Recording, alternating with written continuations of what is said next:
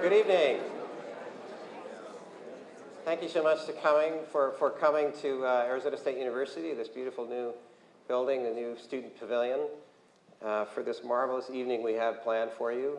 I'm Paul Carisse. I'm the director of this new academic department at Arizona State University, the School of Civic and Economic Thought and Leadership. And it's my honor to welcome you to the third event in a year-long series we have, lectures and dialogue events and a two-day conference in February on the theme of free speech and intellectual diversity in higher education and American society. We're delighted to be co-sponsoring the entire series of events with two ASU partners, the Haidt School of Journalism and Mass Communications and the Sandra Day O'Connor College of Law. The School of Civic and Economic Thought and Leadership is convening experts on free speech and intellectual diversity, and also a broader array of civic and intellectual leaders in American life to explore the new wave of heated debates and clashes on American campuses about freedom of speech, but also about civility, diversity, and inclusion. Recent episodes of violence and the widespread concern about a narrowed range of discourse on many campuses are vitally important issues for educators, but also for American politics and for our civic fabric. The violent clashes on campus reflect and reinforce the violent polarization and civic discord that has grown in American life in recent years. Our school thus plans to collect all of these presentations from the series, the individual lectures, the dialogue events, our two-day conference in February, into a published volume. And as you can see, we're also very happy to be collaborating with Arizona PBS on recording several of these episodes. And the first two events have been recorded and aired as episodes on Arizona PBS in a series on free speech, the challenge of our times. So just one more word about the mission of our school, and then I'm delighted to be introducing our university provost, who will in turn introduce our distinguished speaker this evening. The School of Civic and Economic Thought and Leadership is dedicated to reviving the crucial link between civic education and liberal education in order to prepare thoughtful leaders for civil society and for public service. We offer the study of great works and great debates of civic, economic, political, and moral thought, supplemented by internships and public events like this one to provide experiences about leadership and statesmanship, all as a foundation for both understanding and practicing leadership in 21st century America and in our globalized world. We also think that a return to some fundamental ideas and debates might provide a broader and calming perspective in our polarized and divided times. That leads me to tonight's event and our distinguished speaker. We'll have three parts to the evening for you. First, a presentation by our guest speaker, then an interlude, bless the chairs, where I'll interview Professor Haidt, and then the third part will be questions from the audience. So if you have questions in mind, you can start formulating them. It's now my pleasure, it's a great honor to have our university provost here to introduce Professor Haidt. Please join me in welcoming Dr. Mark Sturm.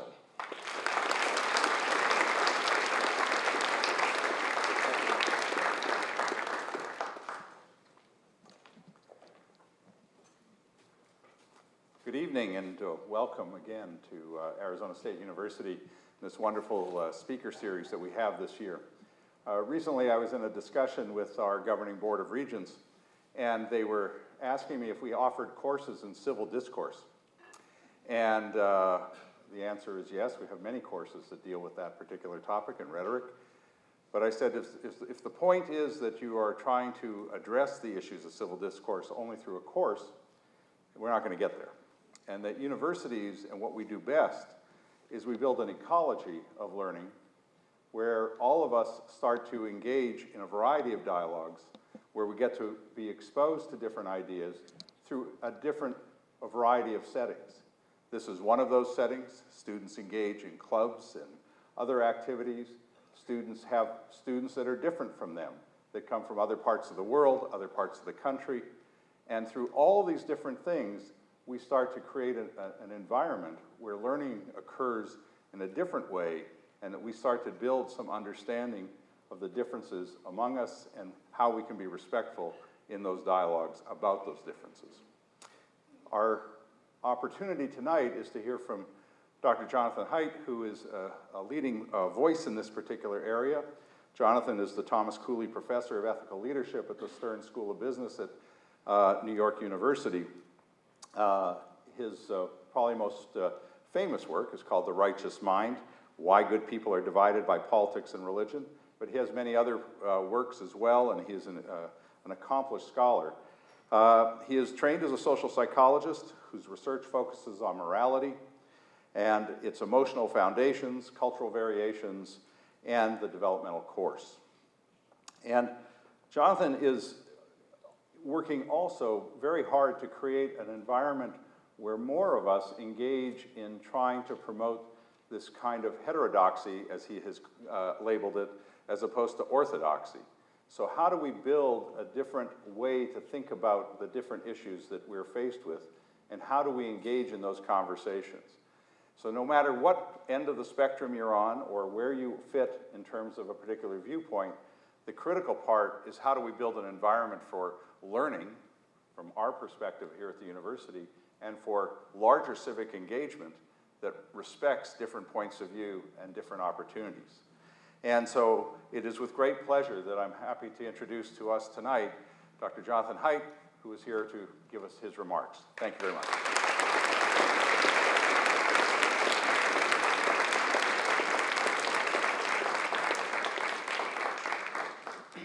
Well, thank you, Mark, and thank you, Paul, and good evening, everyone. It is a great honor to be here at this school whose name I can't possibly remember, so I have to look, because it's the School of Civic and Economic Thought and Leadership, a very clunky title which presumably was made up by a joint committee in the Arizona State Legislature with both houses. But the topic is fantastic, and it is the thing that we need most in this country. We're doing something very wrong, and the challenge for this generation is to figure out what it is and start setting it right. That's what my talk is about. Tonight, my diagnosis, my best thoughts as a social psychologist as to what's going wrong, why, and what we can do about it. I'll pay particular attention to life here on campus because this is where we are. This is the world that we can influence the most, and I think Mark's point about an ecology of learning is crucial. I'm a social psychologist. That means I don't place a lot of stock in our ability to just decide something and change. We are extraordinarily influenced by what happens around us, and if you can create the right ecology of learning, then you can get these kinds of outcomes that are desired here in this school and this university. So, my topic tonight is on America's escalating outrage. It's going to be some fairly dark and heavy stuff. So I think it's good to just begin with a little bit.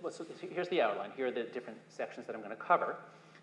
And before we get into it, I'm just going to start with some images of celestial beauty.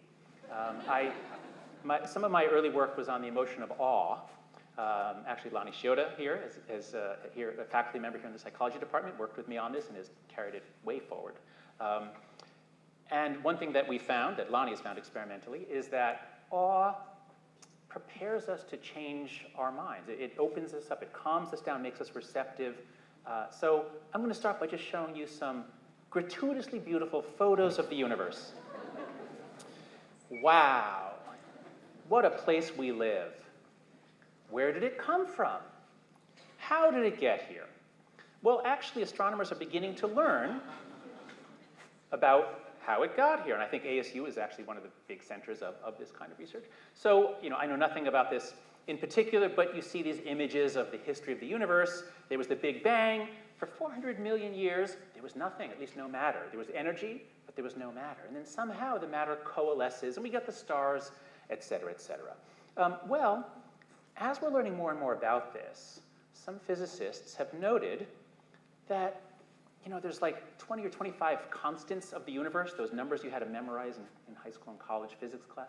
There are all these constants, like the charge of the electron, or the ratio of the masses of the proton and the electron, or the force of the gravitational. There's like 25 of these. And for many of them, if they were like 2% different, then matter would never have congealed. It would have just been plasma and energy. And there would never be any universes. We know it, there'd never be any life.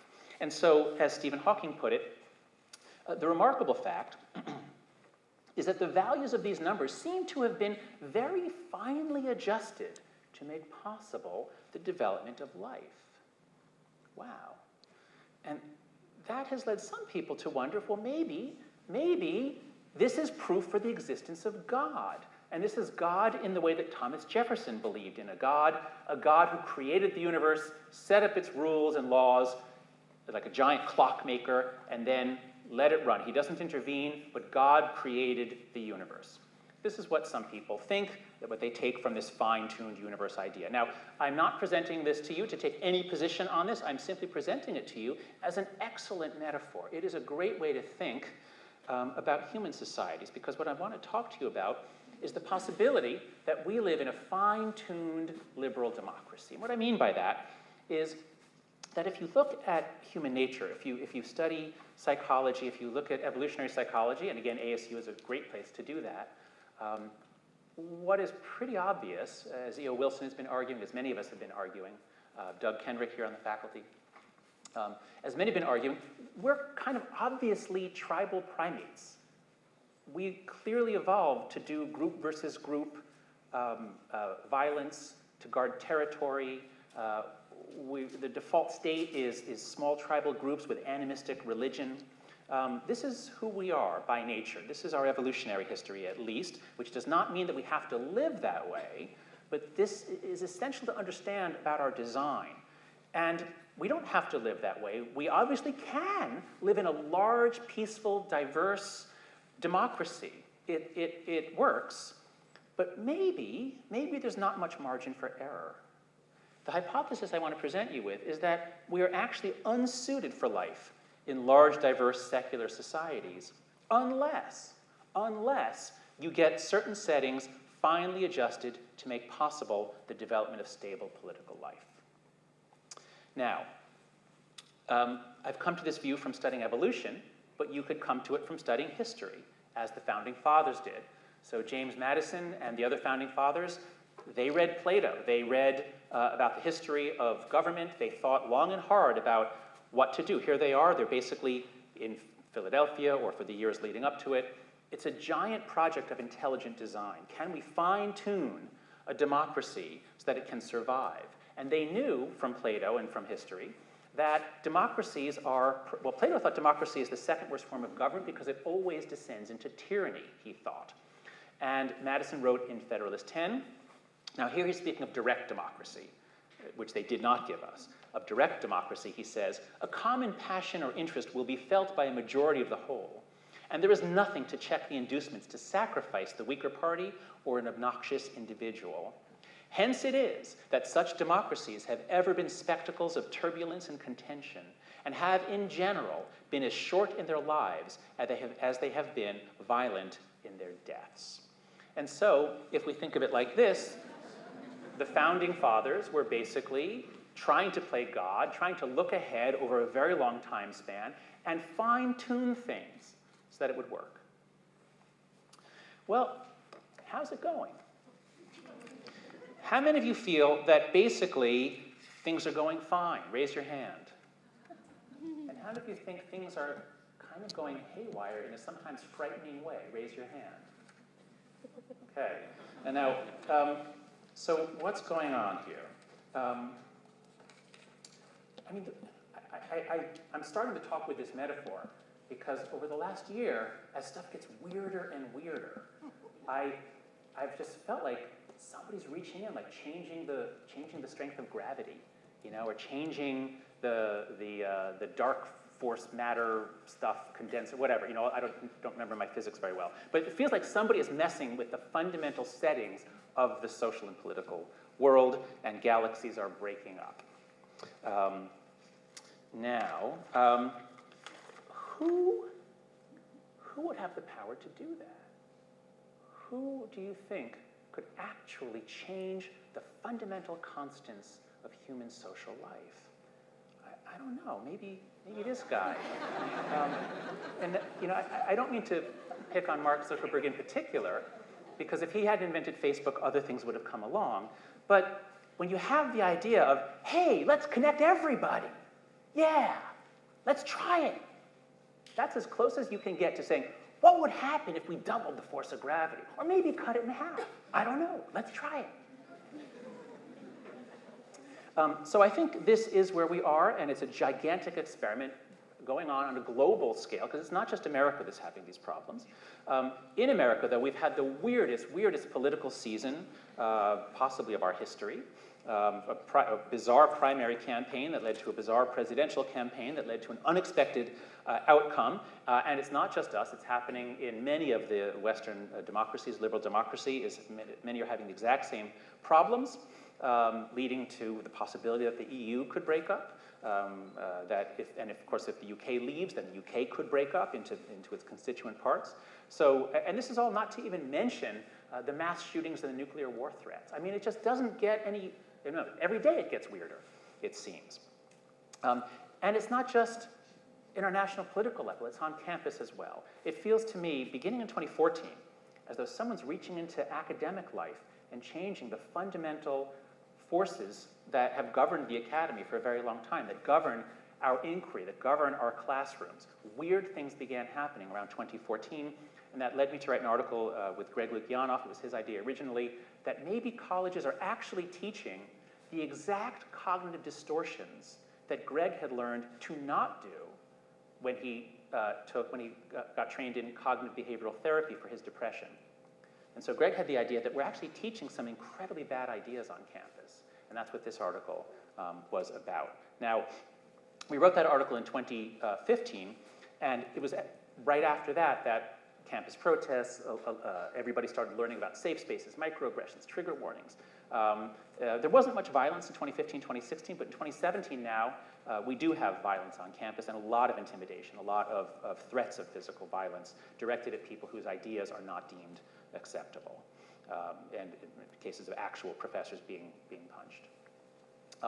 Now, it must be stated that these problems on campus are coming mostly from the political left, but they are responding to events and provocations on the political right, including an alt-right movement that is extremely adept at trolling, at causing offense, at doing incredibly offensive things, that parts of which overtly embrace Nazism and white supremacism. I spent 16 years teaching at the University of Virginia, and this is the most horrifying sight. I'm sorry, I shouldn't say that. There's so many horrifying sights one can imagine, but this is a horrifying sight that I never could have imagined until the last year or two. I think we have to learn to adapt ourselves. This polarization is not going away in the next 5 or 10 years. It may go away eventually, but all the signs are that I'll show you are that it's going to get worse in the coming years. And I think we might have to adapt ourselves to it just as we might have to adapt to global warming and rising sea levels. We might have to pour a lot of concrete to save our cities. We have to think about what can we do to save our universities from melting down into eternal conflict over politicized topics, and so I'll cover that at the end of the talk. If we just go with the flow and the escalating outrage, we're going to basically lose our souls, our academic souls. Now, just one more sort of stage setting. Over the last 2 years, I've just had this line in my mind: the center cannot hold, things fall apart. Other way around, things fall apart, the center cannot hold. And I just looked it up and found that it was from this poem that Yeats wrote in 1919, just at the beginning or the start, lead up to the Irish Civil War, right after the First World War, a time of great chaos. Things fall apart, the center cannot hold. Mere anarchy is loosed upon the world. The blood-dimmed tide is loosed, and everywhere the ceremony of innocence is drowned. The best lack all conviction, while the worst are full of passionate intensity. And I really love this poem because usually poets extol passion, right? How often do you read a poet who says, don't be so passionate, be calm? But Yeats, writing at a time of great turmoil, recognizes, why are things falling apart? It's actually because of passions. It's not that all passions are bad, but it's the passions that lead to violence, destruction, self-righteous passions. The worst people among us are full of passion and intensity. This is at least a provocative and interesting and unusual observation from a poet. He's basically saying that moral psychology, these moral passions, are part of the key to what's going on and why things are falling apart. I think he's right. So that's part one. I hope I've got you in a suitably intrigued, possibly despairing, but with maybe just a drop of hope at the end kind of mood. So now let's get into the social and moral psychology. So this is the original hardcover of my book, The Righteous Mind. A graphic designer, Stefan Sagmeister, came up with the concept, because we can sort of feel something is torn, something is ripped. This is the UK version. They have a different, different art department, different publisher. And then this is the American paperback, which also gets across the idea of polarization. We're divided, demons and angels. The book, what I tried to do is I tried to boil the whole field of moral psychology down into 3 principles, and those are the 3 parts of the book. So if you understand these 3 principles, you understand a lot about human societies, about the strange things that we do. And so I'll just run through them very briefly and apply them to what's going on now. So the first is that intuitions come first, strategic reasoning second. So here's how to think about that. Philosophers, or I should say, wise people from every society have noted that the human mind is divided into parts that conflict. And in the West, our philosophical tradition, going back to Plato and Aristotle, is that reason is the higher, nobler part, and the passions, the ruly and unruly passions, are more animal-like, primitive. They have a role to play, but only if reason can subdue them, train them, guide them, then you get a well-ordered soul. So this has been the dominant view in Western philosophy, but David Hume, who was my favorite philosopher until last year, and I'll tell you why later, who was my favorite philosopher, famously said that reason is and ought only to be the slave of the passions and can never pretend to any other office than to serve and obey them. Hume was a much better psychologist than Plato.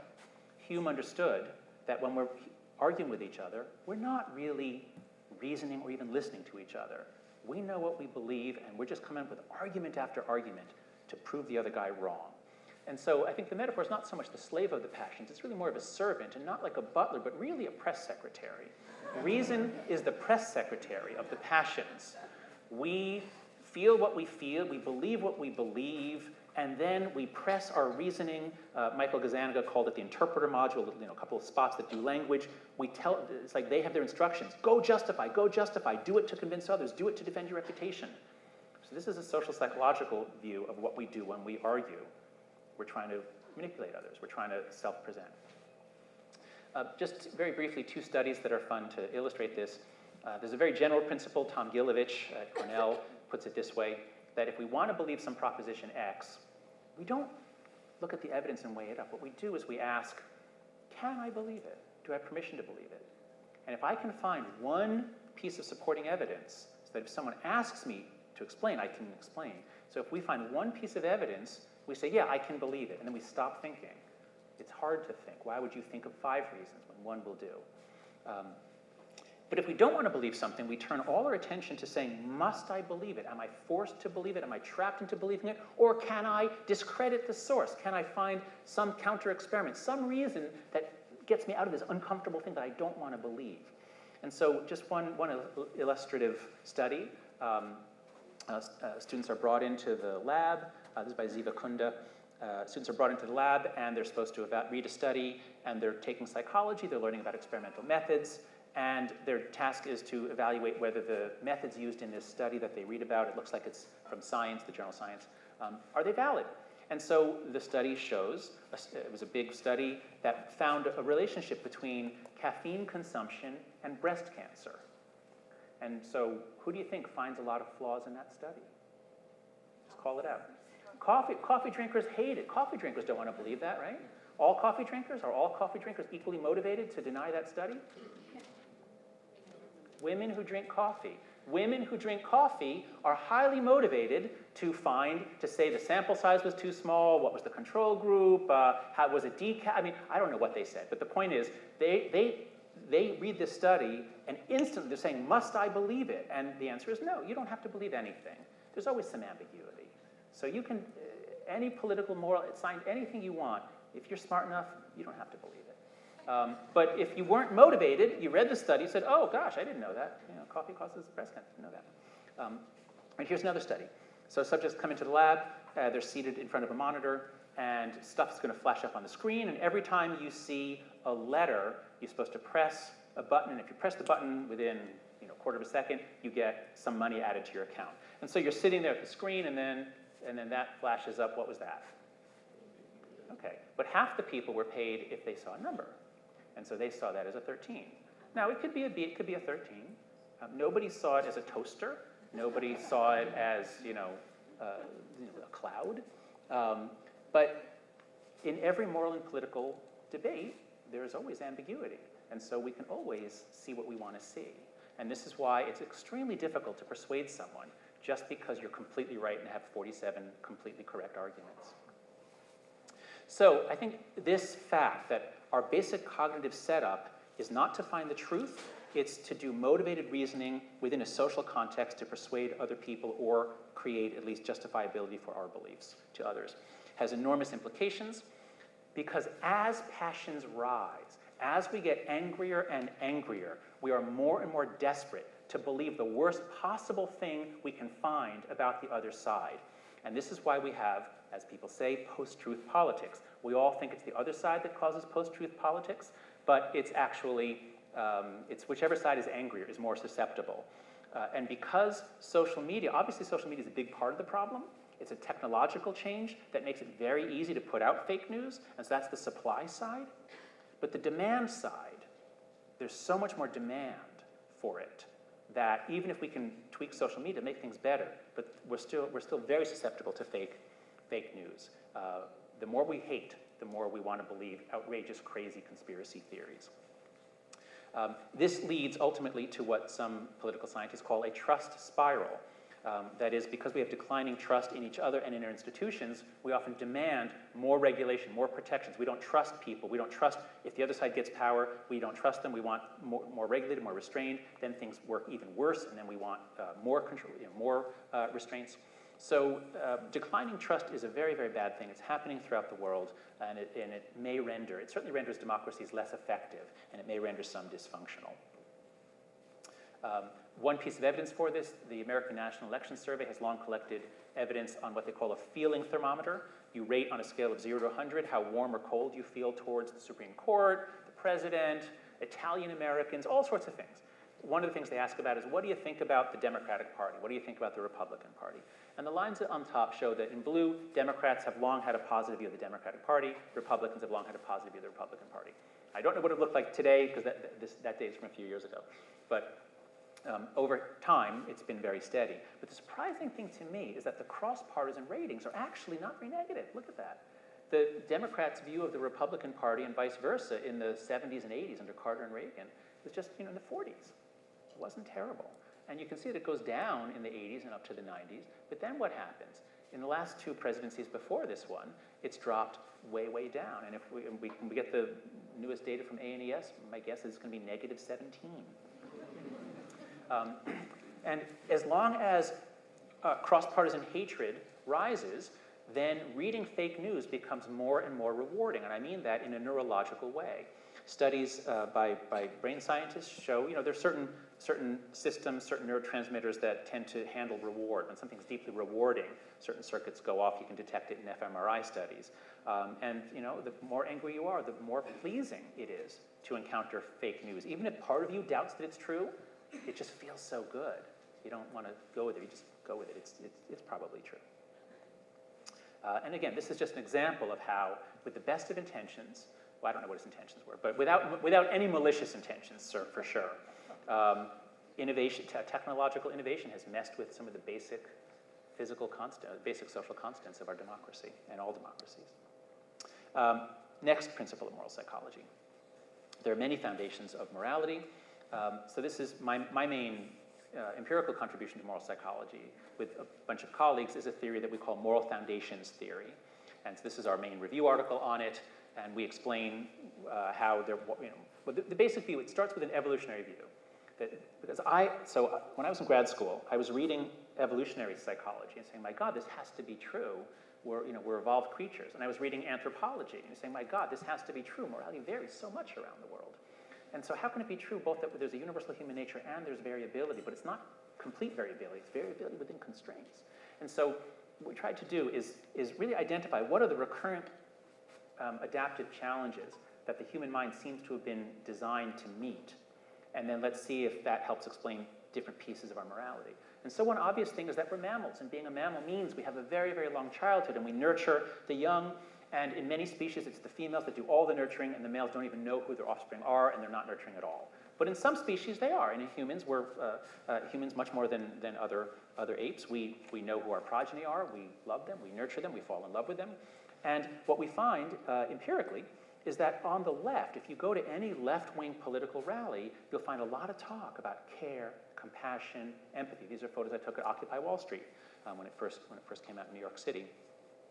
And I'm not saying that conservatives don't love their dogs or their children, but conservatives don't base their political arguments and their political platforms nearly as much, or at all practically, on care and compassion. It's not the foundation of conservative politics. Now, the next foundation is fairness. You will never find a human society that isn't really obsessed with fairness. People track it. It's incredibly important in every society. But it has multiple meanings. And on the left, people in this country now, the left tends to focus on fairness as equality. And if something's unequal, then it's unfair. So at Occupy Wall Street, a sign that says if the 1% own 43%, and that's just obviously unfair. It's self-evidently unfair if you're on the left. If you're on the right, you might look at that and say, okay, if that's true, did the 1% create 43 times more value? You know, did Steve Jobs create 43 times more value than I have? Like 43 million times. I mean, so inequality is not obviously unfair if you're on the right. Instead, on the right, the heart of fairness is proportionality. The law of karma. You should reap what you sow. And if you don't work, then you should suffer. You should be hungry. And so this was a sign at a Tea Party rally by Emily Eakins. Stop punishing success with this graduated income tax. Why should we charge rich people a higher rate? That's unfair. We're punishing success. And why should we bail out people who through laziness or whatever, are hungry? Ant and the grasshopper. We're not going to bail out the grasshopper. So that's the more conservative approach to fairness, at least the Tea Party version of conservative morality. Third foundation is liberty. All Americans value liberty. It's part of our origin story. When I moved to Virginia, I noticed. Do you ever know this is the Virginia flag? Have you ever seen this before? You notice that there's a dead person on it? Do you ever wonder why is there a dead person on the flag of Virginia? And the Latin motto is Sic Semper Tyrannis, the Salus to Tyrants. The reason is because this flag was made in the 1770s when the English people, they were English, they were not Americans, when the English people in Virginia were rebelling against their own king, they had to justify this extraordinary measure. And the answer is Sic Semper Tyrannis, as happened to Julius Caesar. So there's an interesting psychology here from Christopher Boehm, a primatologist, and that even in some other apes, when there's an alpha male, when there's a bully, others will gang up. There's an urge to form alliances to take him down. And hunter-gatherer groups do this really effectively. If one guy seems to be acting like he's better than the others, then the men in particular will band together to take him down. If necessary, they'll kill him. And so this is the psychology behind a lot of movements like this at Occupy Wall Street, a sign if the 99% could get together, they could crush and kill the 1%. The little image there on the right is one guy, 1%. So it's a violent image, but it's playing on this very deep psychology of liberty versus oppression. Fourth foundation. I'm sorry. So what we find is that on the left, it's the rich, the plutocrats, they're the bad guys. On the right, it's the same psychology, but it's the government, at least if it's controlled by a Democrat in particular, but it's the government that is bad, needs to be reduced, needs to be stripped down. Fourth foundation is loyalty and betrayal. There are many species that can cooperate, but they're always siblings, they're always close kin. Only humans can come together in very large groups to cooperate. And we take very naturally to military action, to war. We have evolved for a violent intergroup conflict, as I said. How else could you possibly explain the sheer amount of money and time and injuries that go into a bunch of men bashing each other to move a piece of leather around a little bit on a little patch of fake grass? And because we love sports so much, we invented super fandom. And it's just really fun. It's really fun to just come together and be a tribe and yell nasty things at the other tribe. And it actually is all in good fun. See, tribalism is in there, and so we can do it without really any harm. Fifth foundation, authority and subversion. So here are two closely related species demonstrating the ethology, the behavior of submission. There are some differences, but the idea of getting small and paying deference and respect to a superior is part of our heritage. This is a foundation that is drawn on only on the right. You don't see this, there are some exceptions here, but this is a sign from a church in Charlottesville, God's in charge, so shut up. And so this, I don't know anything about this church, but you know that it's not a Unitarian church, for example. Fifth, now, so on the right, they will draw on this, that authority is a good thing, you should respect authority. On the left, now this is the far left, this is the anarchist left. There's a complete rejection. All authority is bad. If you are an authority, you're a bad person, you're an oppressor, and you need to be taken down. Nothing is sacred. Speaking of sacred, so this final foundation, there are others, but these are the big six, is sanctity and degradation. It's the idea that there's a spiritual essence that must be protected, and so this is an image of the Madonna. It's the allegory of chastity, it's called, and she's basically in a rock chastity belt, essentially, with a stream of pure water and lots of iconography of chastity, virginity, purity. Here's another image of Madonna, but this one is very different. This is from Madonna's book Sex from the 1980s, I think it was. And this is a photo I took in Charlottesville. Your body may be a temple, but mine's an amusement park. And so people on the left think that people on the right are stupid, sexist prudes who are too concerned about sex. And so there's a lot of disagreement over the role of sanctity and purity. Now, the left can use sanctity and purity for environmental reasons, and the sanctity and purity of the earth and natural foods and yoga. There's a whole yoga left that uses sanctity and purity. This is a photo I took at Occupy Wall Street. I have no idea why somebody made that, but you could never, ever see such a sign at a right-wing rally. It could not appear at a conservative rally. So to put this all together, my colleagues and I have a research site. If you go to yourmorals.org, you can take our surveys, find out your own morality, and here's what we find if you take questions for each of those 6 foundations I told you about. When people come to the site, they register. If they say they're very conservative, on average, they give fairly high ratings to all 6 of those foundations I just told you about. They have a very broad morality. They build on all 6 of those foundations. But people who self-declare as being on the left don't do that. Care is the most important. Morality is primarily about care and compassion for the vulnerable and the victims. That's the heart of left-leaning or left-wing morality. Now, there's also fairness and liberty, although they're a little different than on the right. But the key thing I want you to notice is that loyalty, authority, and sanctity are rejected. Those are bad things, at least on the questions that we used. And in general, a lot of the culture war is exactly over that, where the right sees issues of loyalty, authority, sanctity, like flag burning, all kinds of sexual issues, drug use, profanity even. The left doesn't see it. And to put this together, to apply this to our current situation, Emily Eakins, a political scientist, came to me and she said she has an opportunity to do a big survey of primary voters. This was in November of 2015. And so we gave the Moral Foundations questionnaire, abbreviated version, to a bunch of Republican Democrat primary voters. And what we found, we wrote it up here in Vox, we found is that people who said they were going to vote for Trump were lower than average. This is a regression, so correcting for everything else. They were lower than average on care. They were more hard-hearted, colder. They were lower on care and higher on authority, loyalty, and sanctity. And we call this the authoritarian pattern. This is a pattern that's associated with authoritarian leaders and rulers, whereas those who said they were going to vote for Cruz and Rubio, who were the Tea Party candidates, they were extraordinarily high on proportionality. It's all about, let's not give money to people who don't deserve it, let's cut off these benefits. And so you see this authoritarian appeal in Trump from the very beginning. Here he is at his national convention. The crime and violence that today afflicts our nation will soon come to an end. Safety will be restored. Now, crime was at nearly an historic low when he said this, but there was a slight uptick. But the point is, this appeal, Paul Manafort, his campaign manager, he actually admitted, like in an interview that morning, that they were modeling it on Richard Nixon. This is exactly the appeal that Richard Nixon made. It often has coded racial appeals. It's an attempt to make people afraid of the rapists and the immigrants. So it's an appeal that works to activate people who are prone to authoritarianism. This has enormous implications for liberal democracies. Right-wing populists always push this authoritarian button. This is just what Duterte does in the Philippines, what's his name, in Poland and Hungary. So they're always playing up these threats of disorder and infection, corrupt elites. And then what tends to happen is the people on the left, the intelligentsia and the left of center or left-leaning politicians, they don't understand it. They just think it makes no sense. They don't understand how to appeal to conservatives. And this is actually what got me into political psychology originally. I was on the left. I couldn't stand that Democrats kept losing to George W. Bush. And so I set out to study political psychology in order to help the Democrats.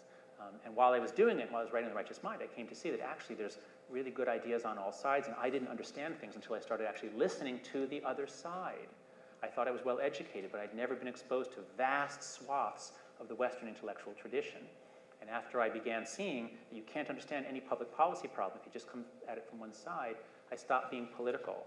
I'm a social scientist. I'm just trying to figure out what's going on, and I have to read on all sides. I have to listen to people on all sides, and I find that only then can you really get a fix on the problems that are otherwise insoluble.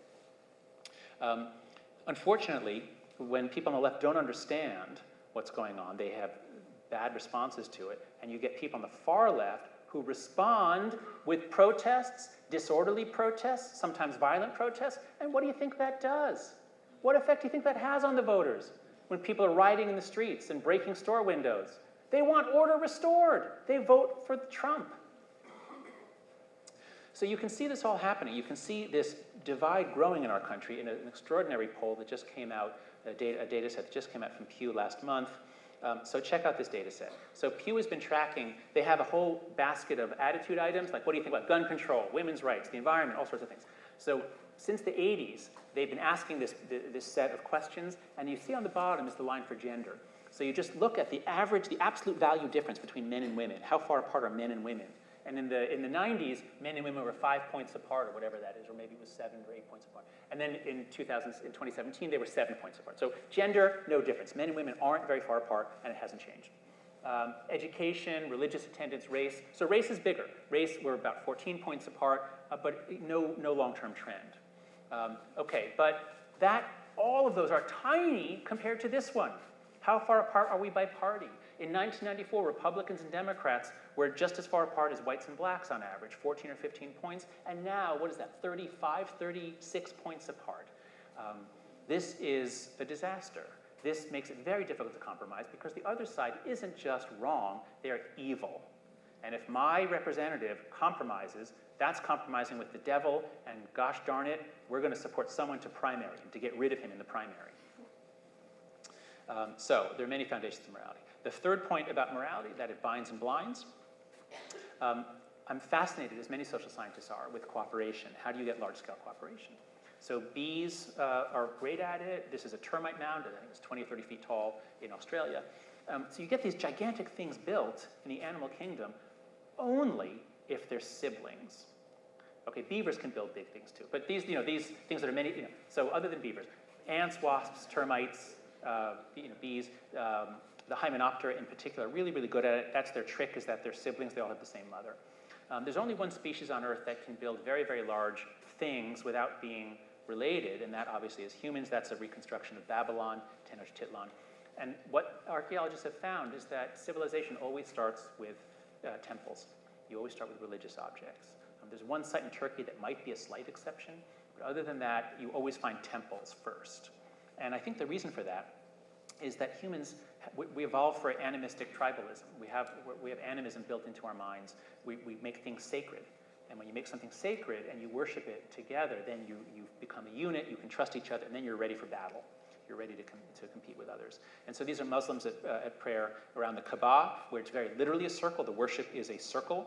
And the metaphor that I like to use comes from Emil Durkheim, that ritual generates social electricity, he said. Social electricity. So when you circle like this, it's like you're moving a wire through a magnetic field. You're generating a current. It doesn't have to be religious. It can be quasi-religious. So the flag is a quasi-religious object, at least on the right. On the left, it's a piece of cloth. But on the right, it is a sacred object. And this is why, if you look at what happened in Charlottesville, it was all about statues. It was about these Nazis come to march to defend a statue. And then what happens? The night before, they go to UVA, and what do some of the brave UVA students do? They run out to defend a statue of Jefferson in front of the rotunda. So these things have enormous emotional power for us. I taught at UVA for 16 years. There's a kind of a quasi-religious cult of Jefferson. And so for many of the students, it felt right to defend it from symbolic desecration. But when you do this, when you generate an electric field, what do electric fields do? They polarize. Our side is the positive side, but their side is the negative side. All good things go with us, all bad things go with them.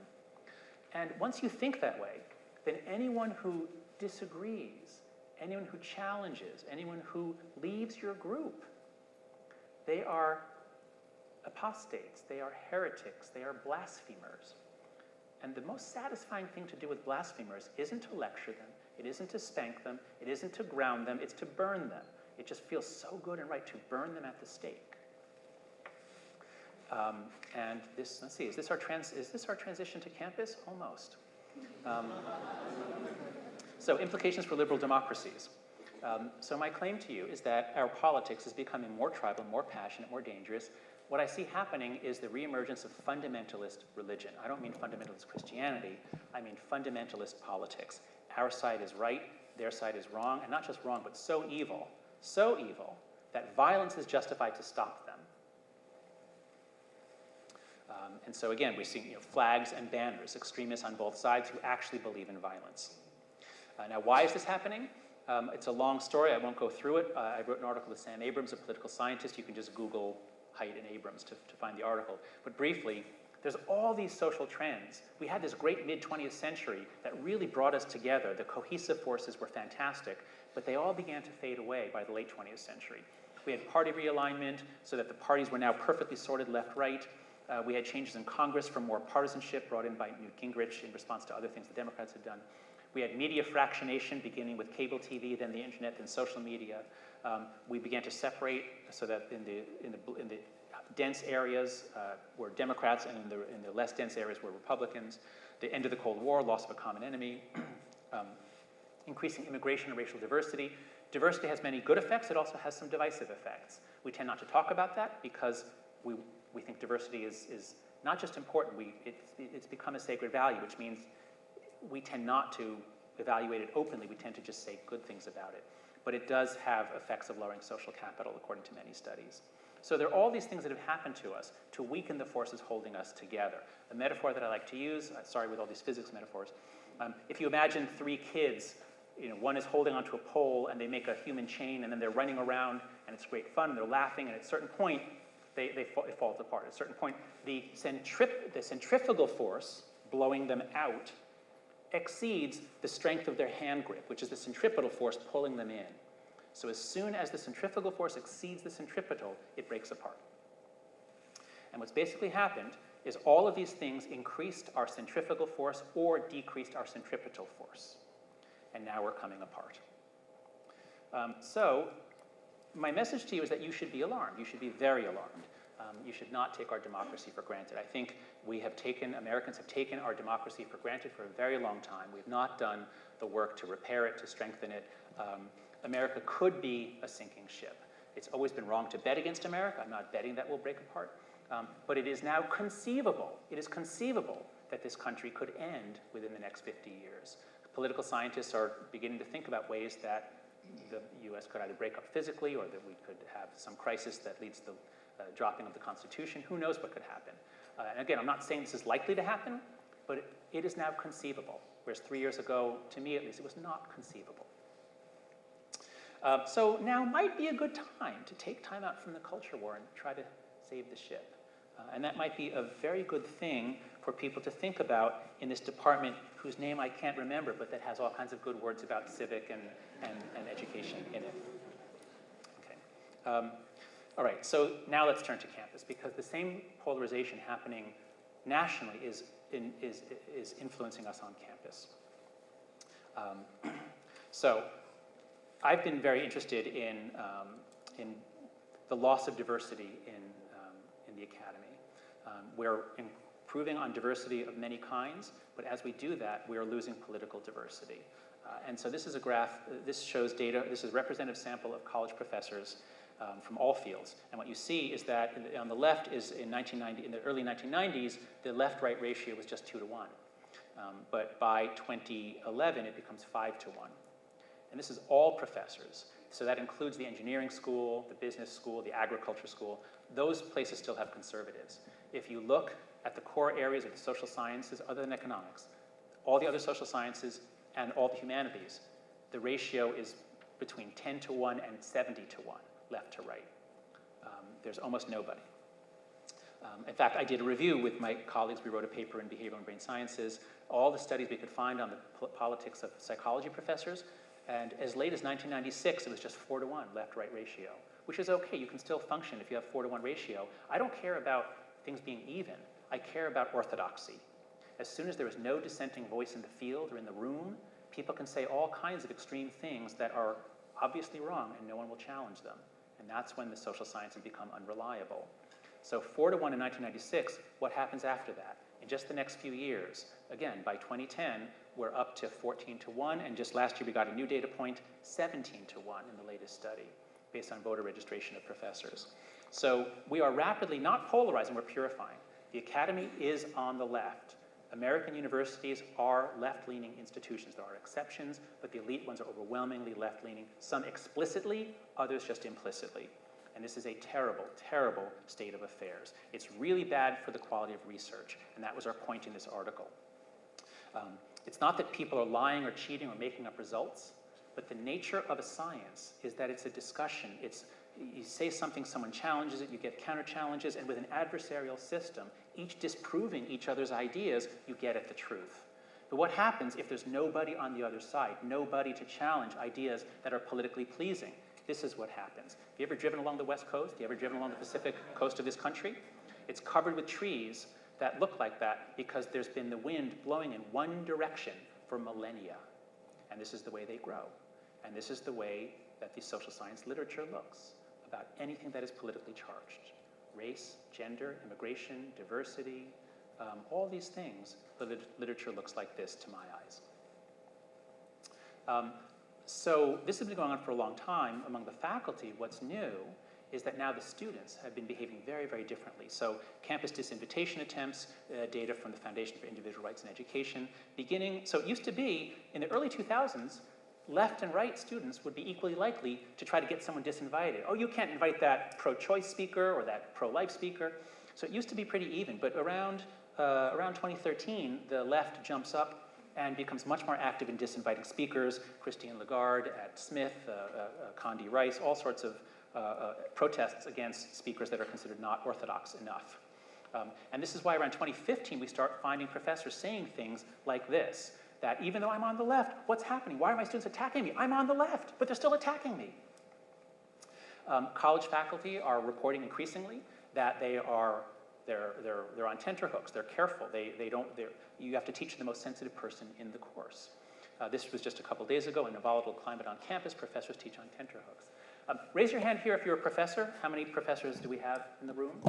Okay, so of all the professors there who just raised their hand, raise your hand if you think this is basically true. You've seen a change, you're a little more careful. Raise your hand if you think that's true. Raise your hand high.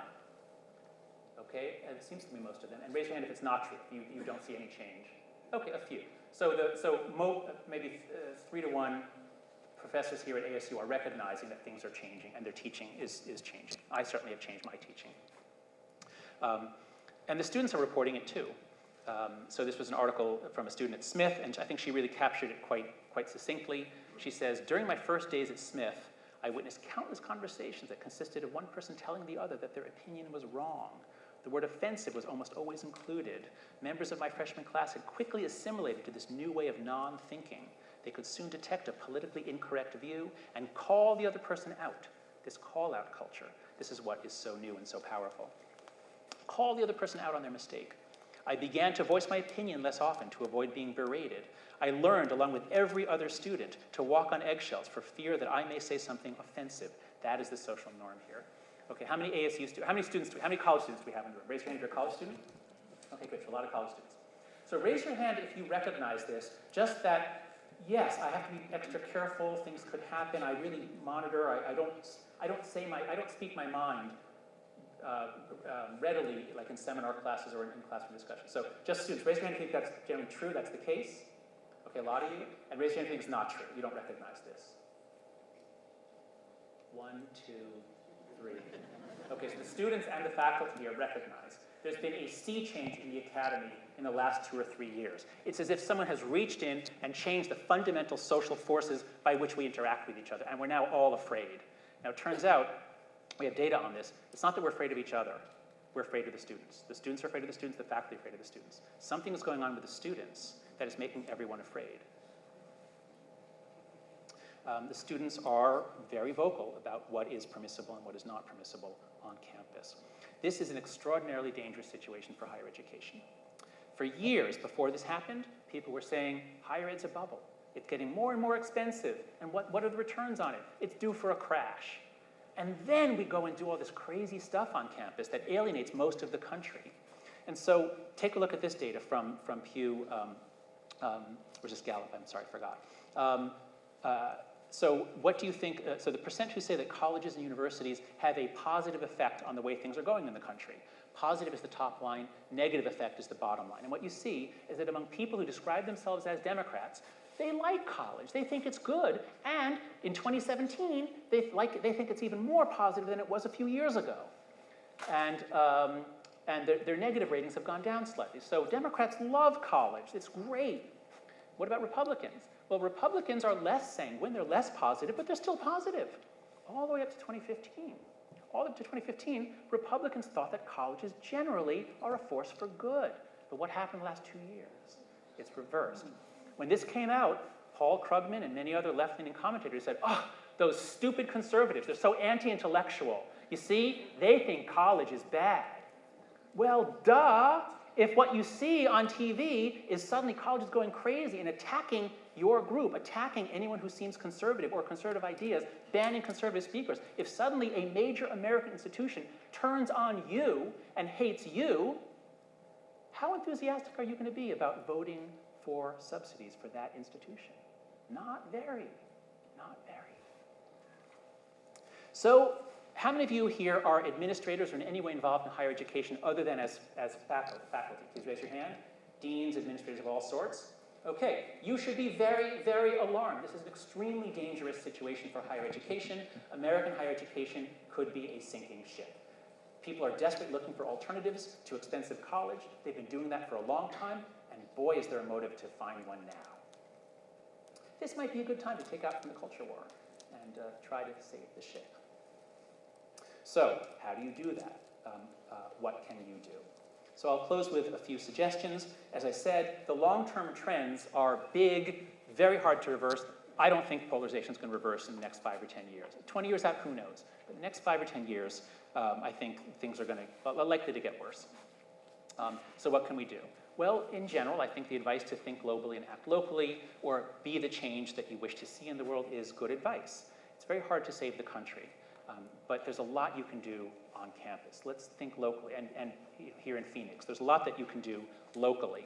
And what I'd like to suggest is 2 things. 1 is cultivate moral humility. It is essential for us to make progress on this. And 2 is welcome and seek out viewpoint diversity. It makes us smarter, it makes us better. So on the first point, my first book was called The Happiness Hypothesis. It was a review of these insights from around the world. And every society has noticed that people are moralistic hypocrites. For example, why do you see the speck in your neighbor's eye but do not notice the log in your own eye? And then Wisdom of the East has this nailed as well. A Buddhist monk, Sensan. If you want the truth to stand clear before you, never be for or against. The struggle between for and against is the mind's worst disease. They know that we're prone to this moralizing, polarizing way of thinking. Wisdom, enlightenment, is calming it down. Don't be so judgmental. Don't be so quick to judge. What I suggest for your to-do list, what I think would be very helpful if we all did this, is to be less judgmental. It's hard to just decide to do that. But we need to be talking about and practicing the principle of charity. When people say something, and this is what's disappeared from the classroom and from university, when people say something, you should assume good motives and read it in the most charitable way possible. And if we do that, we can actually talk to each other. But if we do the opposite, if we say, let me listen, let me hear everything that's said in the least charitable way possible, and if I can find a way to take that as an offensive statement, I know the number to call. Because at NYU, we have that number posted in every bathroom. the number to call to report me if I say something that offends a student. Do you have a bias response team here? Do you have a bias response line? Anyone know? Okay, there will be pressure to get one. I urge you to resist it. Students here, were you in any way taught about microaggressions? Raise your hand if you've learned about microaggressions. Okay, this is one of the worst ideas ever to come out of psychology. The very idea.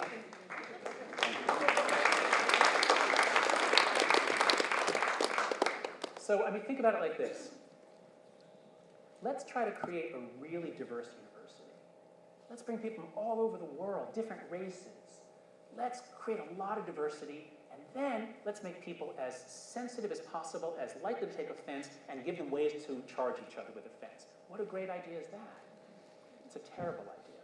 We're teaching the exact opposite of ancient wisdom. We're teaching a way of being that is completely incompatible with diversity.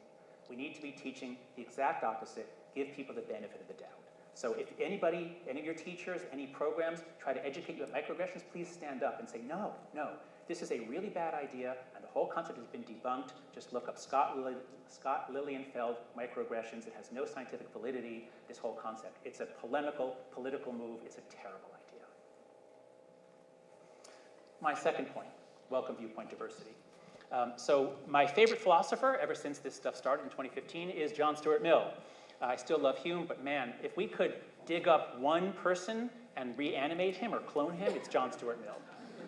On Liberty, Chapter 2, the greatest statement, the greatest argument about free speech and the necessity of viewpoint diversity. So one of Mill's arguments, he says, "He who knows only his own side of the case knows little of that. His reasons may be good, and no one may have been able to refute them. But if he is equally unable to refute the reasons on the opposite side, if he does not so much know what they are, he has no ground for preferring either opinion." Mill deals with all the objections now on campus about inviting speakers who might be offensive. Mill understood it all. And one of his main points is that when you ban viewpoint diversity, when you're not exposed to challenges, you get stupid, you get lazy. You believe things dogmatically, and if you're pushed to explain it, you can't, because you've never been challenged. This is one of the ways that universities are making people stupid. Not so much here at ASU, but in New England in particular. The data shows viewpoint diversity, New England and the West Coast have almost no viewpoint diversity, and that's where you get the most intense fundamentalist religious reactions to dissent and violations of orthodoxy. So I will never let my kids go to college in New England or on the West Coast.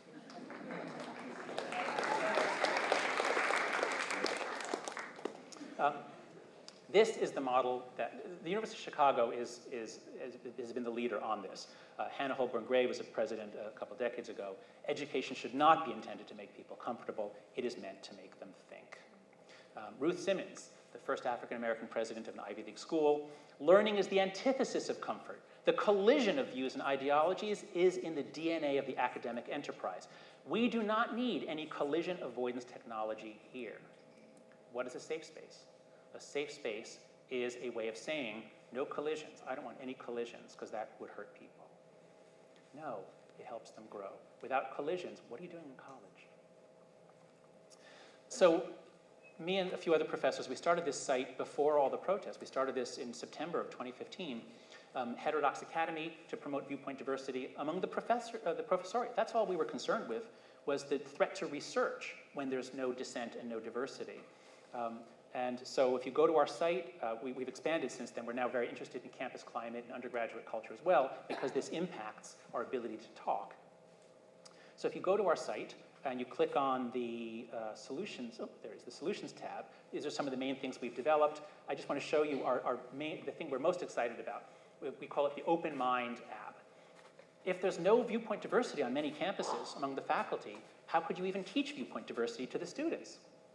And so our idea was, well, let's automate it. Let's create a great library of readings, the best ideas from all sides. Because what you tend to be exposed to is the worst ideas from the other side. So what about bringing the best ideas together? But we don't just put it in front of people.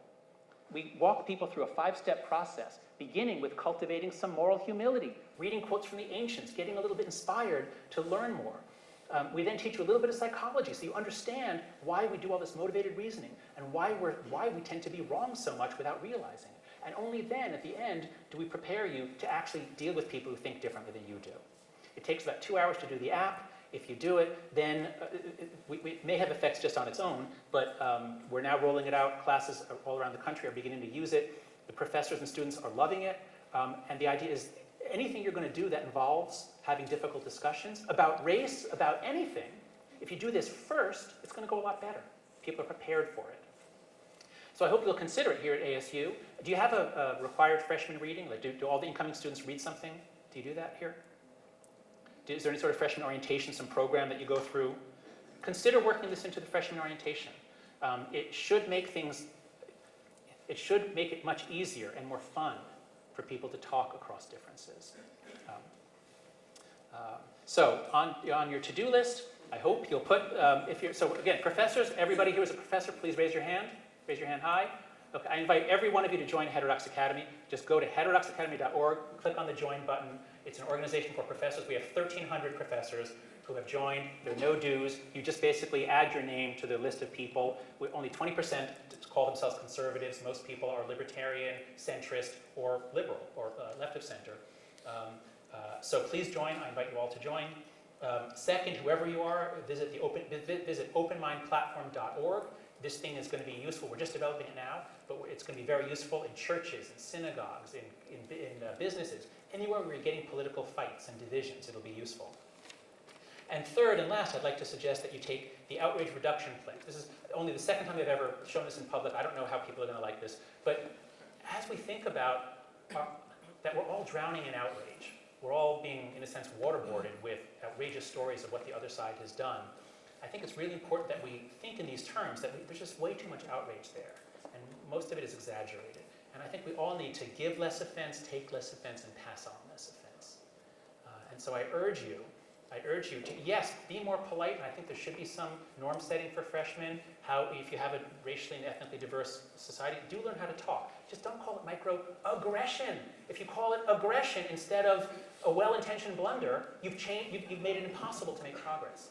So we do need to be more polite, and we need to give each other the benefit of the doubt. And almost everything that you forward, if you're politically active, just don't forward it. Because so I don't know if you're willing to say this with me. I'm just on the count of three. I'm going to say all three, just the part in bold. So if you want to say it out loud, it's not a binding pledge. It's just a sort of practice. All right. Okay. So on the count of three, I will give less. Okay. 1, 2, 3. I will give less offense. I will take less offense. I will pass on less offense. All right. Give yourselves a big thumbs up from Mark Zuckerberg. All right. Yeah. So that's my talk.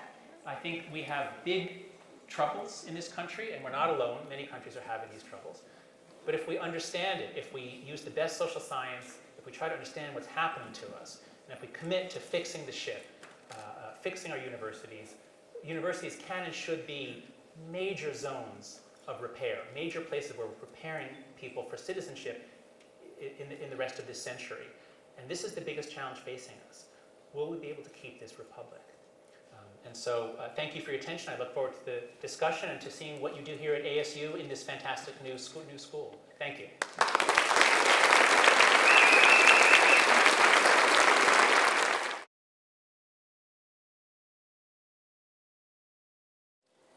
So Professor Haidt, we're delighted that you made some time for some questions in an interview format before we take some questions from the audience. I wanted to begin with your own academic expertise in psychology.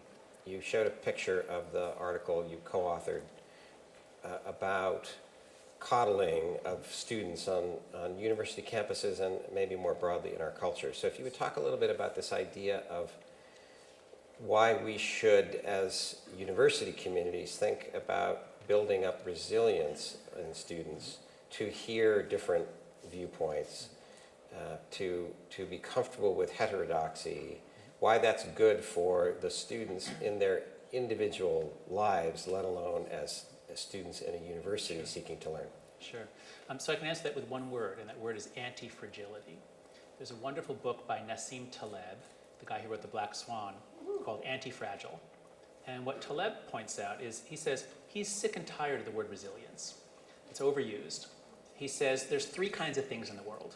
There are things that are fragile, which means like china or glass is fragile. So if you drop it, it's going to break. So don't drop it. You got to really be careful with it. And then there are things that are resilient, meaning if you bang them, they won't break. And so like a plastic cup, we give our toddlers plastic cups because toddlers can't be careful. But Taleb, the genius of the book is he says there's a third class of things. There are things that are anti-fragile, which means they're the opposite of fragile, which means they actually need to be banged around. They need challenge in order to grow strong. And the two preeminent examples are our bones. If you take it easy on your bones, you don't put a lot of shock on them, then they get very weak.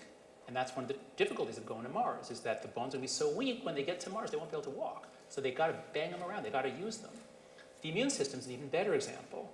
If you protect your kids, if you wipe everything down, the immune system absolutely requires exposure to lots and lots of pathogens. It looks like it actually even needs exposure to parasitic worms. And because we don't have parasitic worms anymore, we get certain kinds of autoimmune diseases.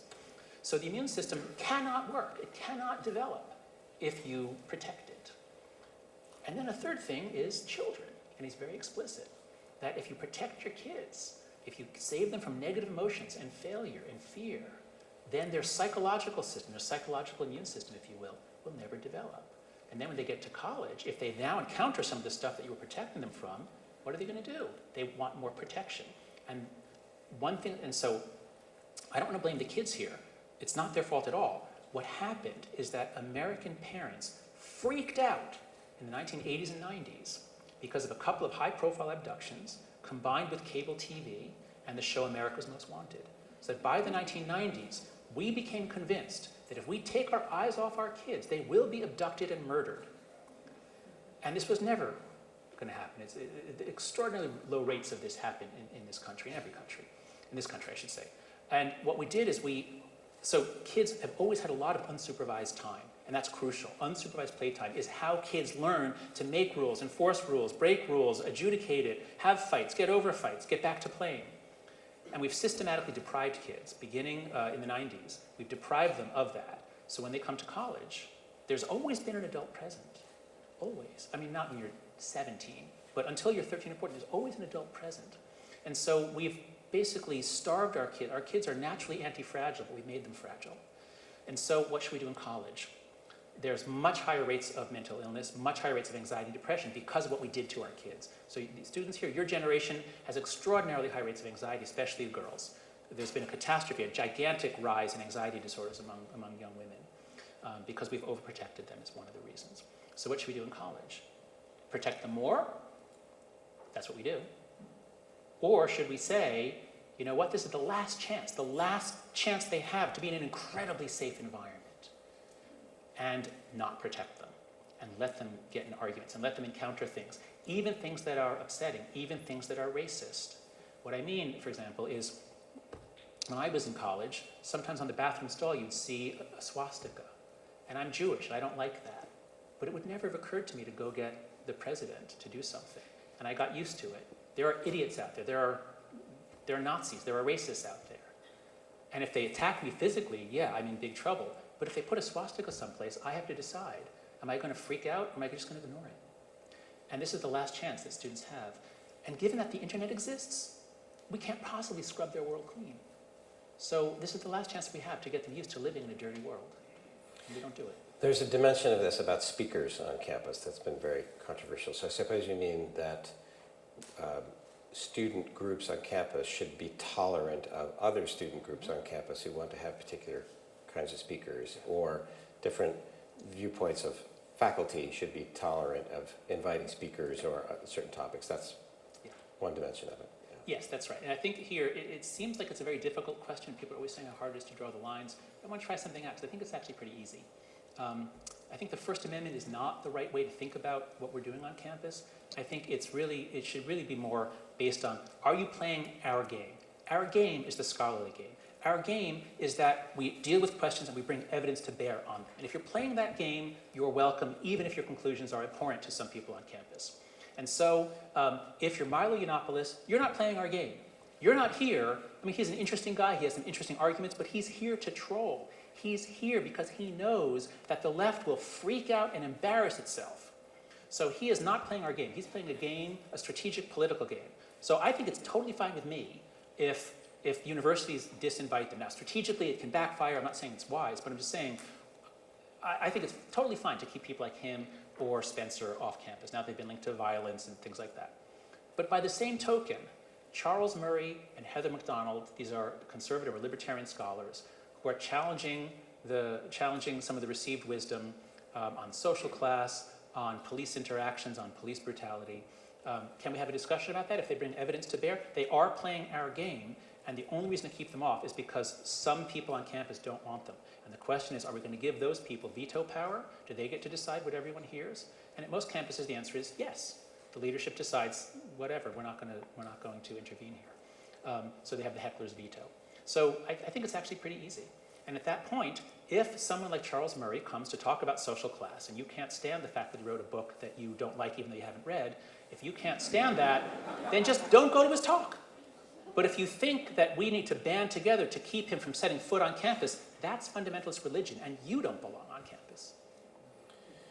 The Heterodox Academy idea, full disclosure, I'm a member as a professor of Heterodox Academy, is a ground up, so to speak, grassroots effort to raise a level of concern and awareness about intellectual conformity, say, university campuses. What do you think, speaking just for yourself, not for Heterodox Academy, about another dimension of this, which is what should, this is a little inside baseball for university professor types, what should university faculty or university administrators be thinking about in terms of faculty hiring and promotion and curriculum? That's a much more delicate thing. Heterodox Academy is freely choosing to join a national intellectual community that's concerned with this. Is there any institutional dimension that you've thought about, or that people in the Heterodox Academy community have thought about? Absolutely. So raise your hand here if you think that diversity is generally a good thing, like it makes things more interesting or it makes us smarter. Okay? So what is it about diversity that is the active ingredient? Is it the fact that people have different skin color, different accents, different religion? What is it that actually improves the intellectual climate? It's the fact that people think differently. And there's a wonderful quote from George Will who said something like, there's a certain kind of liberal who wants diversity in everything except thought. And on university campuses, we are experts at thinking about diversity and at thinking about why diversity is good and how to get more of it. And we totally understand hostile climate. We understand that sometimes people don't feel welcome. And so all we have to do is take all the thinking we do about diversity and just include viewpoint diversity or political diversity. That's all. And that means we don't do affirmative action. Like we don't say, oh, we're going to lower the standards to get some conservatives in here. But we say, you know what? But you do affirmative action in the original sense. The original meaning of affirmative action was not different standards. It was, you have to take affirmative steps. Outreach, make it clear that you care. Shut down hostile climate. We have a really hostile climate for conservative students. Many, not most, but a number of faculty will say things, they'll make jokes, they'll make derogatory comments. So every conservative student, by the time he gets out of college, at most colleges, picks up that he is not welcome or she is not welcome. So there's a lot that we can do to remove hostile climate, to say that we value diversity of all sorts of things, including viewpoint, including politics. And one thing that I've learned is that there are hardly any social conservatives out there in the pipeline. We're never going to get 1/4 social conservatives, and we don't need 1/4 social conservatives. What we need is to break up orthodoxy. And the main source of diversity we have in the academy turns out to be centrists and libertarians. There are a lot of them, and they're afraid to speak up. And not everywhere, but at certain colleges, they're afraid to speak up.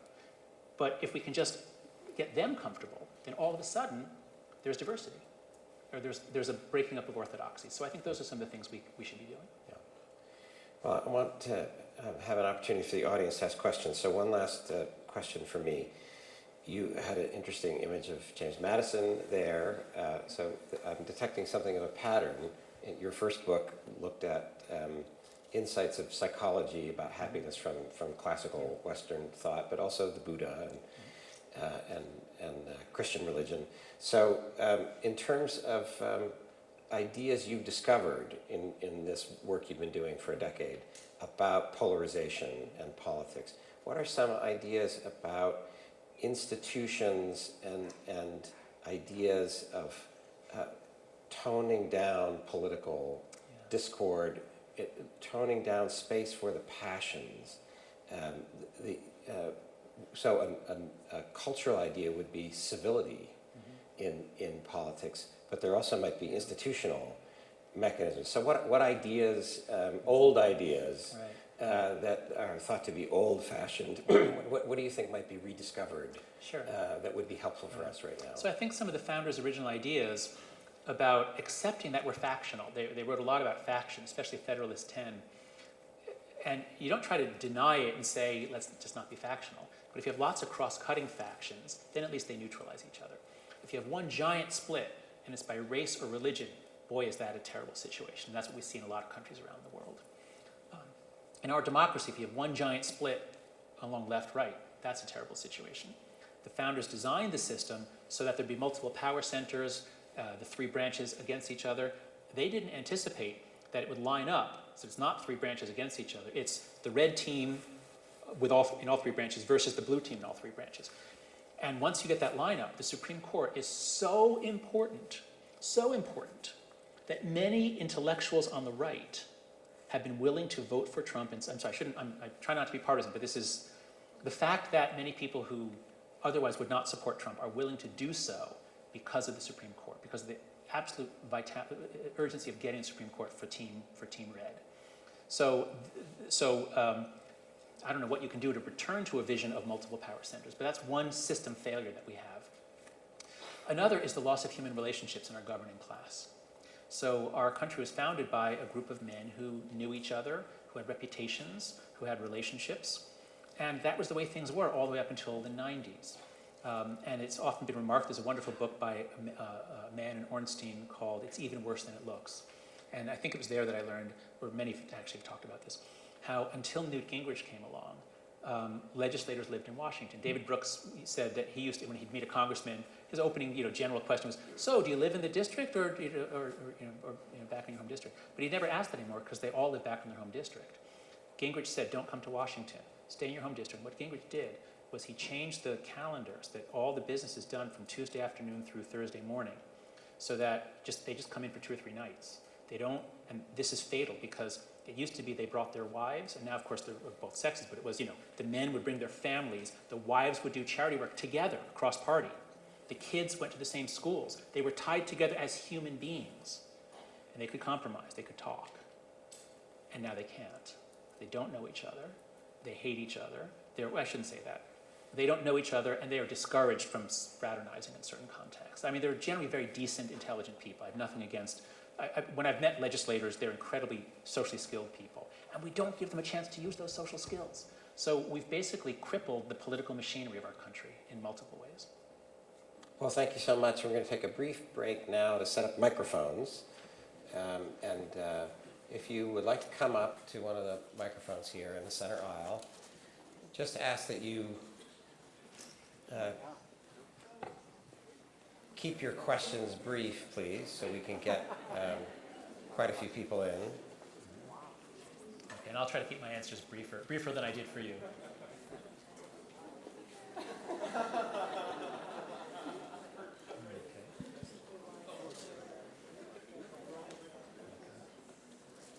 Okay, I'll leave it to you to call.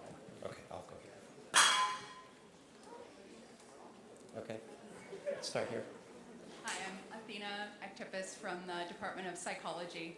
So my question is about the issue of sort of diversity of not just viewpoints, but diversity of approaches to sort of what constitutes the truth. So the sort of epistemological diversity that seems to exist. How do we deal with that in this sort of age of truth not necessarily meaning what it does in the academy?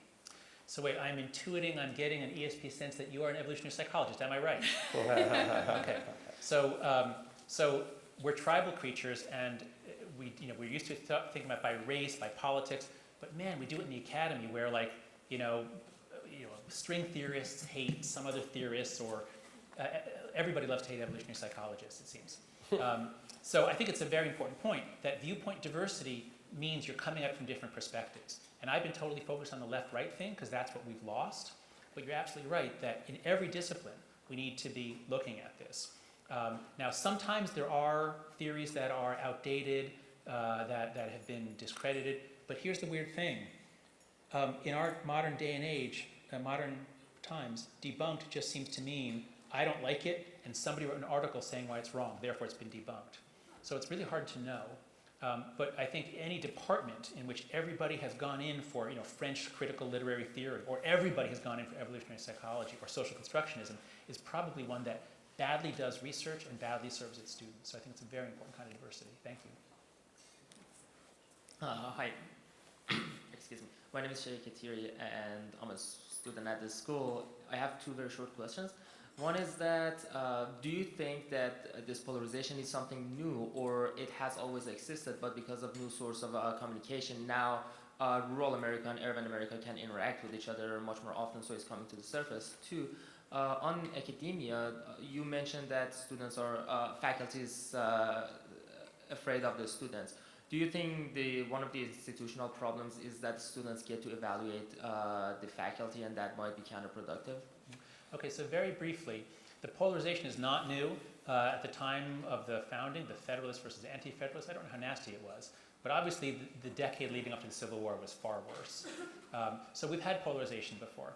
But in one of the Federalist papers, I think one of them, I forget who it is, Mavis Madison, points out that because we're such a large republic, and it will take a while for the news to move by horse, this gives time for things to cool off, and we've lost that. So the polarization is not new, but it's much more toxic because of social media, and because of also the new ideas of fragility, that if this polarization, if somebody on the other side comes, it's going to physically harm me or actually kill me, some people think. So I think that's new. And then, I'm sorry, your second question was? I asked if students evaluating... Oh, yes. No, it's not because the students evaluate you. That really is not, that's not a big deal. It's not that we're afraid they'll give us bad evaluations. It's that we're afraid that they will start a campaign to accuse us of racism, sexism, homophobia, or Islamophobia. Because when that happens every week. There's a story every week in the news. A professor says something, a professor does something. There's a massive campaign to get them fired, to demand that they retract, that they apologize, that they be punished, and nobody stands up for them. Because everyone's afraid to stand up for their colleagues. And that's the dynamics of a witch trial. If someone's accused of being a witch and you say they're not a witch, well then obviously you're a witch.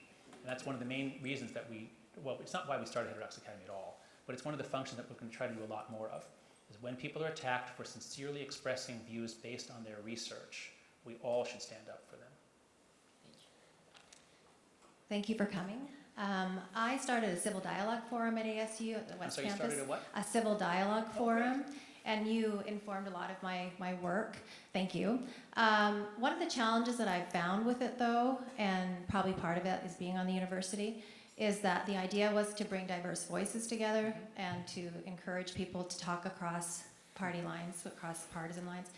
But you tend to find, at least I have, that people who tend to come to civil dialogue type forums tend to be left-leaning anyway. Yeah, that's right. And so I'm Always. wondering if you've come across that, and if you could give me any advice on how to bridge that to make it more diverse. Yes, I know almost everybody in the country who's doing, I should say, I know lots of people doing civil dialogue projects. They all have the exact same problem. Left of center people come, and typically there's one right of center person, which is why they are able to say we do bipartisan stuff. But it's very hard to attract people on the right to this sort of thing. And it's in part just the nature of left-right psychological differences. The left tends to be more open to experience, more interested. Hey, here's something new. Here's a new food. Here's a new idea. That tends to attract people on the left. It's just very basic research in psychology on that. So I don't know that having events where you try to bring people in is necessarily the way to go. There is a group in Florida called To the Village Square, run by Liz Joyner. They do a great job. But what's cool about that is that's the state capital. And so they actually get a lot of legislators and people involved in government who have a kind of a vested interest in this. So I think don't just have freestanding events. Try to find where people actually are. So I'm Jewish and I'm an atheist, but I belong to a synagogue. And Jews are incredibly divided in this country. And so my synagogue was trying to do something because, over Israel and the Palestinian question. So if you go to a place where people already are, and then you try to do things to help them talk better, I think that would be better. So in classrooms, in honors programs, whatever it is, I would aim for that. Thank you. My name's Todd. An expansion a little bit on the previous question from the man in front of me. It seems to me that we have this new technology, which is a weapon, or excuse me, not a weapon, a tool, right? With the internet's a tool. And now we have a generation that's being dumped into this new tool. Nobody knows how to use it. What they do. Well, the old people are partially immune because I don't know how to use Snapchat or anything. So we've got some immunity to it. Just from 30,000 feet, the question of, it seems like it's a new tool. So how do we collect data that we know that in 50 years we will be better at using the tool, given that we're in the middle of its introduction, I guess is the question. That's a great question. So I think about it a lot like junk food.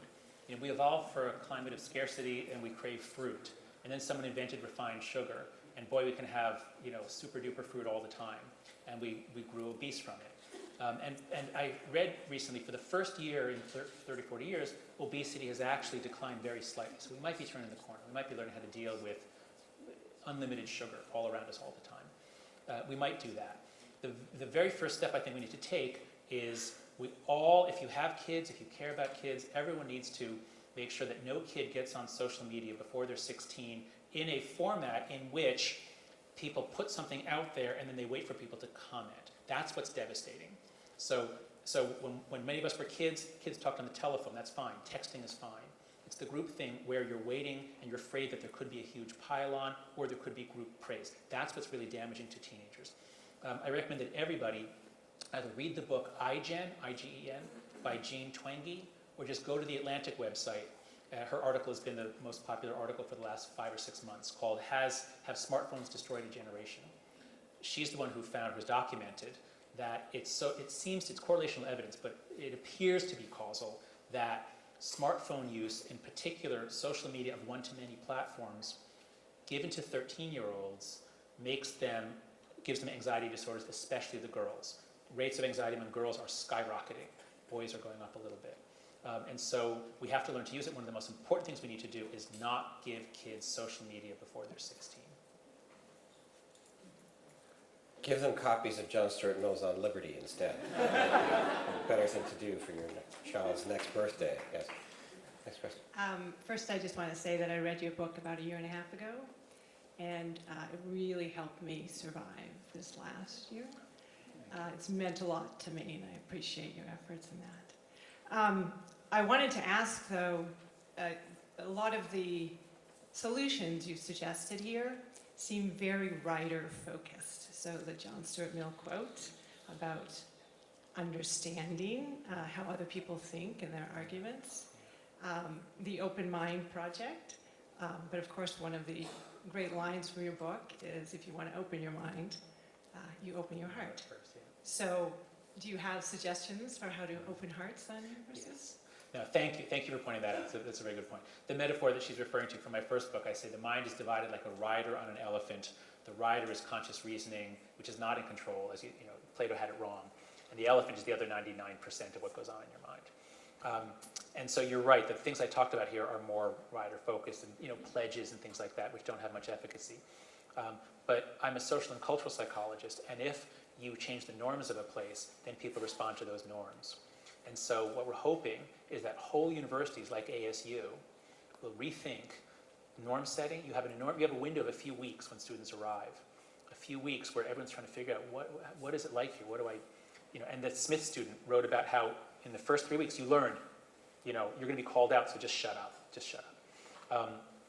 So if you have good leadership from the top that makes it clear that yes, we're concerned about racism and inclusion, we want everyone to feel welcome, but at the same time, we're here to learn about ideas and to deal with people whose ideas we hate.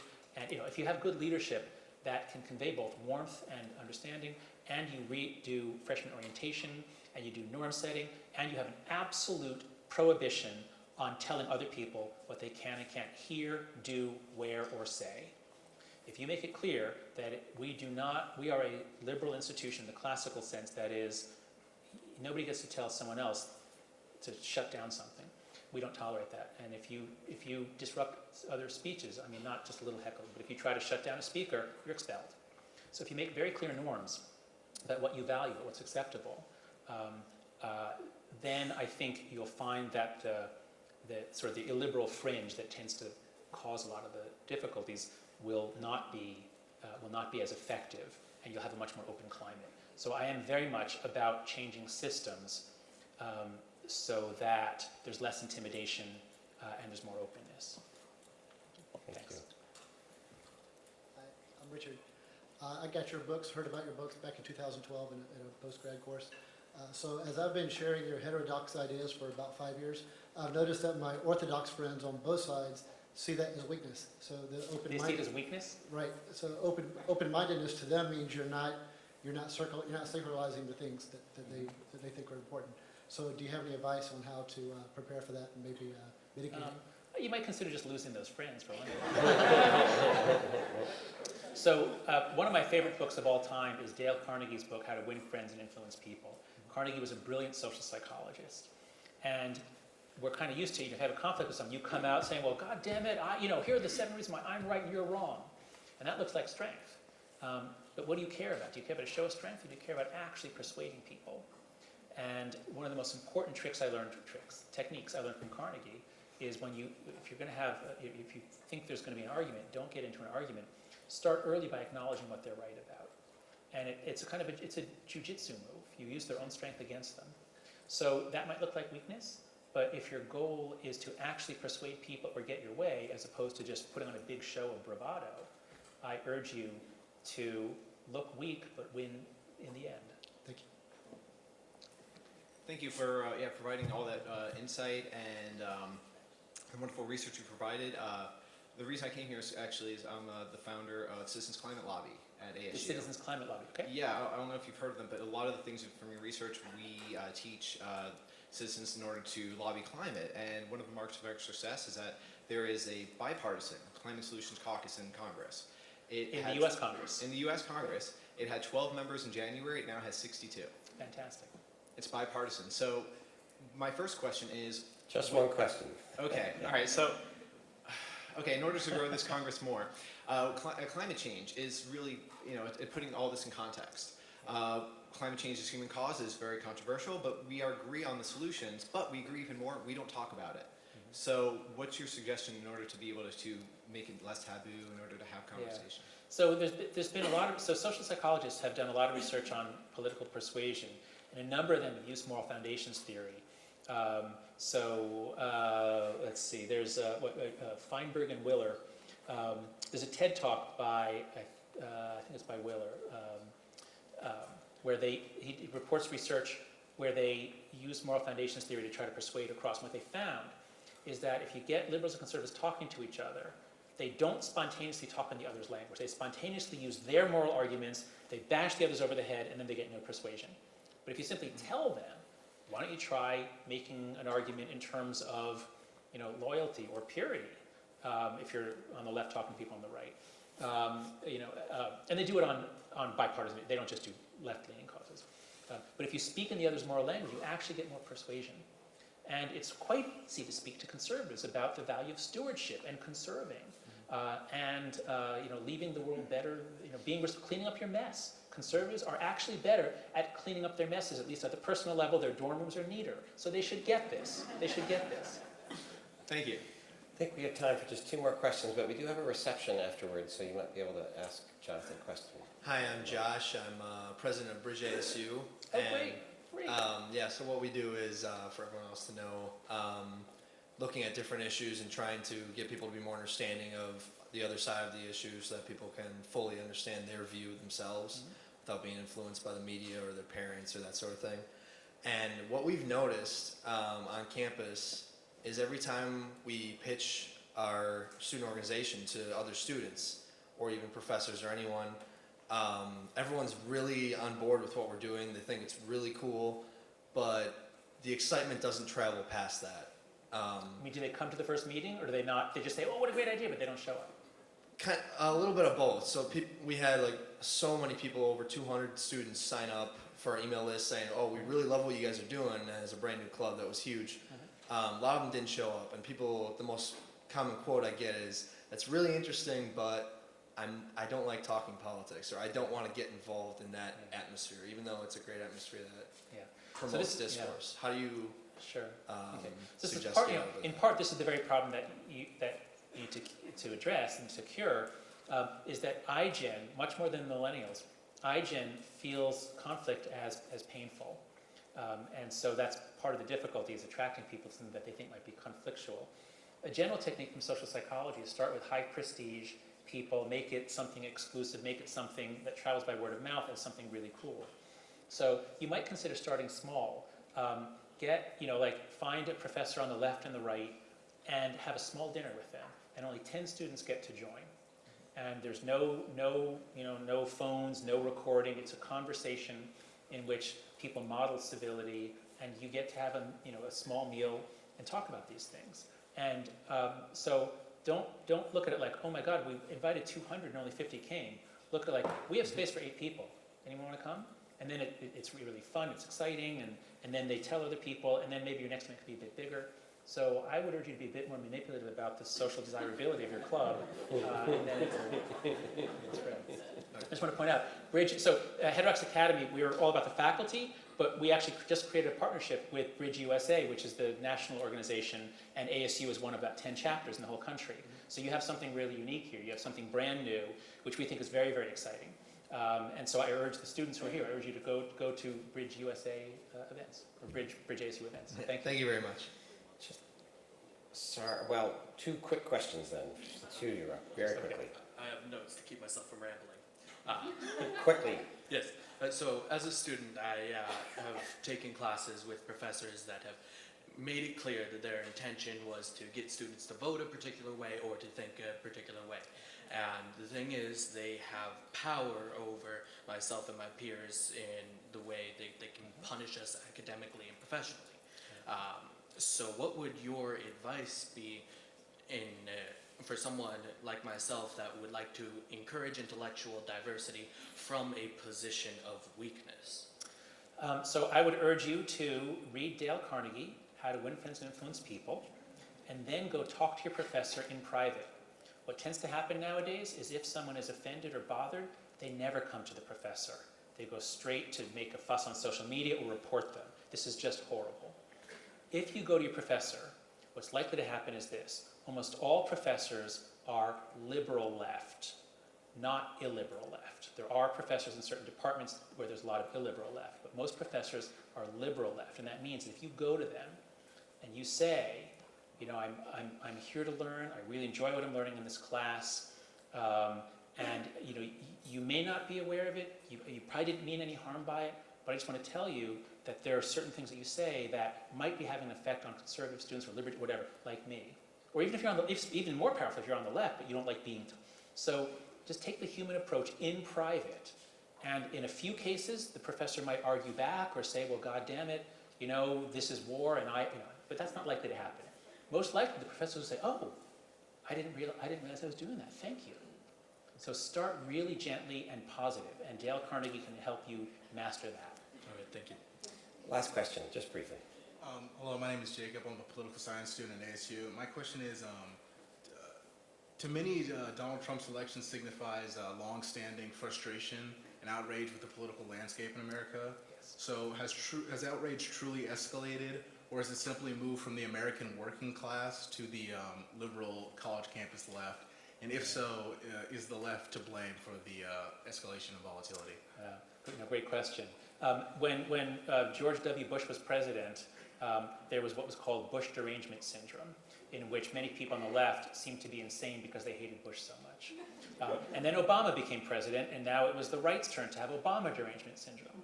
And I do think that Trump does more outrageous things than any of his predecessors. So the left now has Trump derangement syndrome, even more so than people had Obama derangement syndrome. So the outrage is escalating. For all the reasons I said, there are all kinds of trends. Things are getting worse.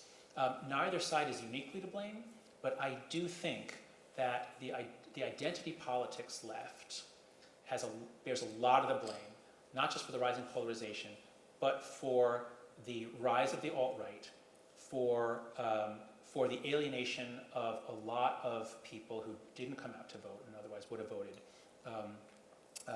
And so I would urge you to read Mark Lilla's book. Mark Lilla is a very left-leaning professor at Columbia who's mad as hell about the Trump victory, and he wrote a book called The Once and Future Liberal, in which he basically shows how we are training students to judge people by race and gender, and then accuse people left and right, and alienate potential supporters of the Democratic Party. And so, as political theater, what we're doing on campus is very satisfying to some people, but man, is it self-destructive for the left and the Democrats. Okay, thank you.